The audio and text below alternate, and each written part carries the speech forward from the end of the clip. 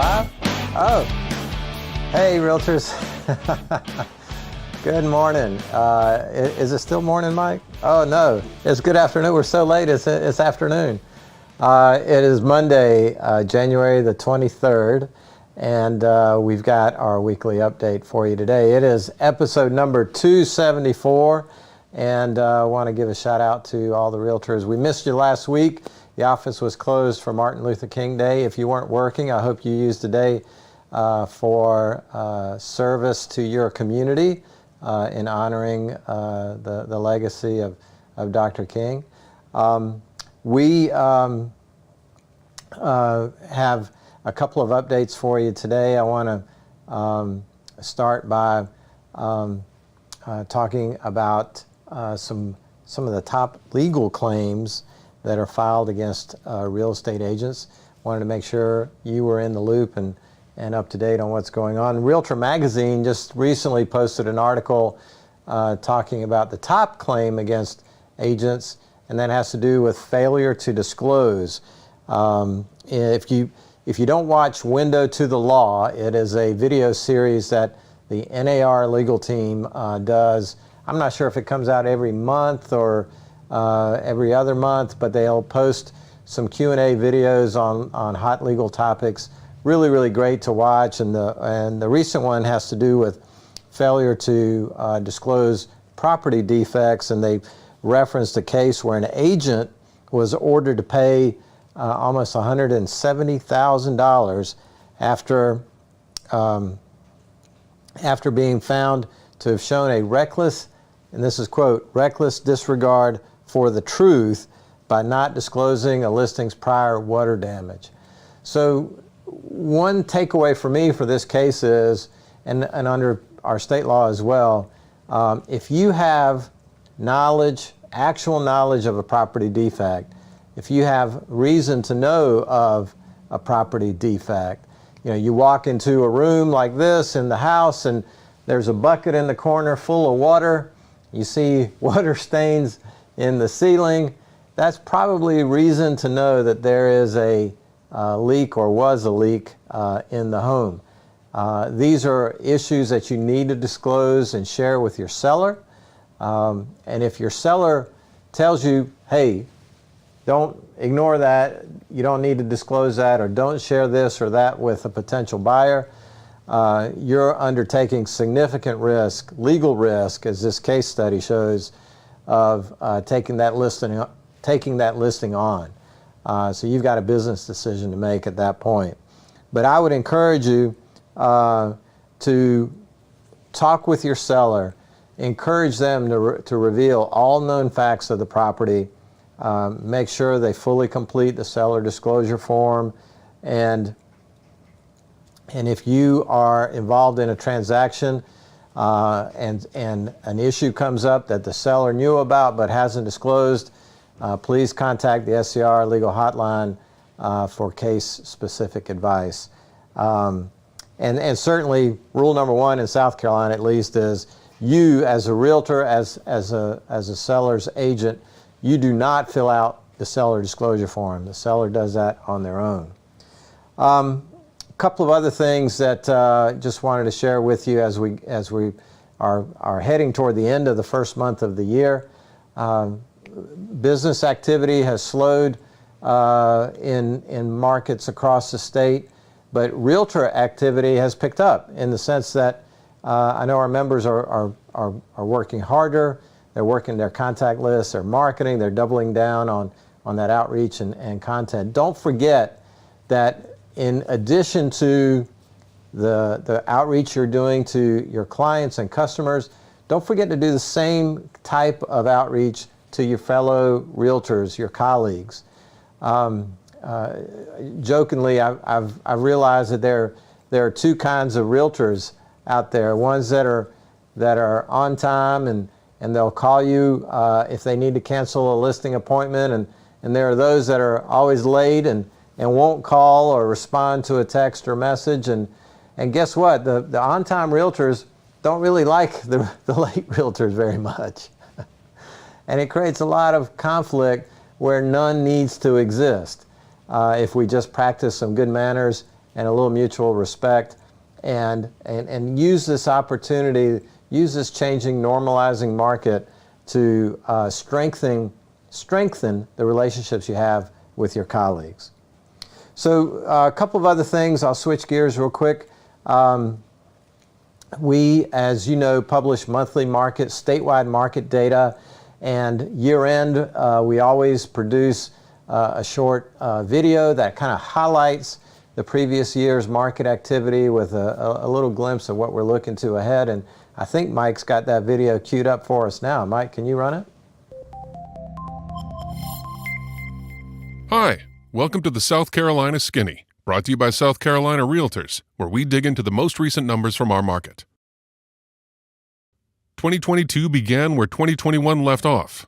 Mortgage rates were near historic lows, buyer competition was fierce, and homes were selling at a breakneck pace, often with multiple bids and all-cash offers, due to pent-up demand and shortage of housing supply, causing sales prices to soar to new heights. But all that changed a few months later as mortgage rates began to rise, adding hundreds of dollars to monthly mortgage payments and causing housing affordability to plummet to its lowest level in decades. As borrowing costs continued to increase, home sales and home prices began to slow, and after 2 years of record-breaking activity, the red-hot housing market was finally cooling. Pending sales decreased 17.9% from 2021 to 101,203 for the year. Closed sales decreased 12.5% from 2021 to 107,146 for the year. Sales are down as increasing home prices and interest rates have made homes less affordable. Inventory levels market-wide increased 67.4% to 19,181 units. Supply is growing while demand is decreasing, as rising home prices and interest rates have pushed some potential homebuyers out of the market. Prices were up compared to last year at this time. The median sales price increased 15.4% to $315,000. Despite declining affordability and increasing inventory, homebuyers are still paying top dollar for their homes. Month supply of inventory is up 109.1% to 2.3 months. An increase in month supply is a sign that the market is moving towards a balance between supply and demand. Percent of list price received at sale remained the same as last year, with sellers receiving 99.6% of their list price. Home sales continued to decline throughout much of the year, as affordability challenges took their toll on market participants, forcing many prospective buyers and sellers to the sidelines. To help offset rising costs, some buyers moved from bigger, more expensive cities to smaller, more affordable areas, while others turned to the rental market, where competition and rental prices surged. As mortgage rates continued to climb and market conditions shifted, many homeowners were reluctant to sell their homes, and with buyer demand down, home builders eased production, further constraining an already limited supply of housing. Looking ahead to 2023, much depends on inflation, mortgage interest rates, and the broader state of the economy, although economists predict many of 2022's housing trends will continue into the new year. Home sales will soften, price growth will moderate, inventory will remain tight, and there will be greater variability between markets nationally, with some regions possibly seeing price declines, while other more affordable areas of the country will remain in high demand and experience price growth. That's the South Carolina Skinny for 2022. Have a prosperous 2023. All right, Mike, thank you for queuing that video up. If you want to see what 2023 is got in store for us this year, please register and attend next week's Capitol Conference. We're going to be right here in Columbia at the, it's actually a two-day event. We're starting at the Alumni Center. We'll finish up at the Zone at Williams-Brice. But we've got our very own Dr. Joey Von Nessen that'll be giving an economic update. And he'll be available for some questions as well to make sure you've got the data you need as we move quickly now. We're almost at the end of January already as we move quickly into the new year. Mike will put links on how to register, cc.screaltors.org. For you to sign up and attend. No cost to attend, but we ask if you do plan to show up, please register because we've got food and beverage that we need to plan for. So a couple more things, and the legislature is back in town. What's that old song, Mike? You know, the boys are back in town. It's boys and girls, to be correct and accurate. The legislature is back in full swing. If you are interested in what happens politically at the State House, please follow Lindsey Jackson, our Chief Advocacy Officer, our Chief Lobbyist. Her weekly emails and videos will give you the skinny you need to stay on top of what's happening at the State House. The Senate this week is working on some education vouchers, and likely next week on certificates of need. And the House, well, the House is they've rolled out their initiative and agendas, and it's kind of a mixed bag over there this year. If you don't know what I'm talking about, just read the latest headlines. So, bottom line, tune in to Lindsey's updates. Mike does a great job of producing those every week and give you all the information you need on our Realtor agenda. A couple of local things. I wanted to give a couple of shout outs. Wanted to congratulate Greer Allen. You may know Greer as the founder of Boomtown, based in Charleston.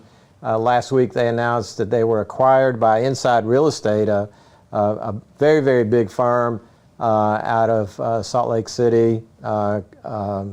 Salt Lake City, based in Salt Lake City. And I know Inman News compared it to Zillow purchasing Showing Time on the scale of just how big that transaction was. So congratulations to Greer.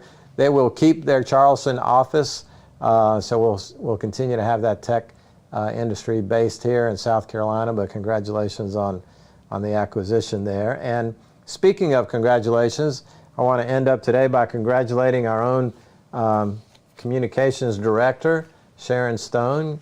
Sharon, congratulations on your 15th anniversary with SCR. Time flies when you're having fun, right? I want to thank Sharon for all the work she does with all of our membership communications, working together with our team here to make sure that you get the information you need from us. So, Mike, I think that's it for today. Kind of a long update. We'll be back next Monday. In the meantime, have a great week. Stay Realtor strong, and we'll see you again real soon. Take care.